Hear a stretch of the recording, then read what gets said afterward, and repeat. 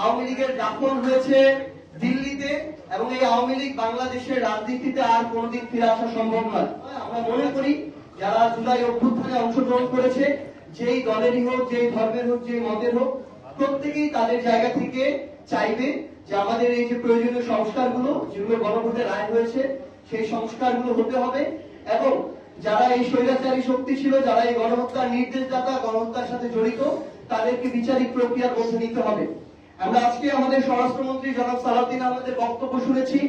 সেখানে শহীদ পরিবার এবং জুলাই যোদ্ধা আমাদের যারা রয়েছেন তাদেরকে নিয়ে যে আয়োজন আমাদের মাননীয় প্রধানমন্ত্রীও ছিলেন, সেখানে স্বরাষ্ট্রমন্ত্রী জনাব সালাউদ্দিন আহমেদ স্পষ্টভাবে বলেছেন যে এই আওয়ামী লীগ হচ্ছে গণহত্যাকারী রাজনৈতিক দল, রাজনৈতিকভাবে আওয়ামী লীগের পতন হয়েছে এবং দল হিসেবে আওয়ামী লীগের বিচার করা হবে।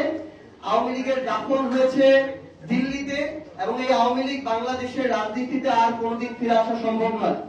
আমরা চাই বিএনপির মুখপাত্র হিসেবে জনাব সালাউদ্দিন আহমেদ যে বক্তব্য দিয়েছেন, এই বক্তব্য, কথা এবং কাজে আমরা যেন এটার বাস্তবায়ন দেখতে পাই এবং আমরা প্রত্যাশা করি গণঅভ্যুত্থানে অংশগ্রহণকারী রাজনৈতিক দল হিসেবে বিএনপির প্রত্যেকটি নেতাকর্মী তাদের অন্তরে এই চাওয়াটি ধারণ করে।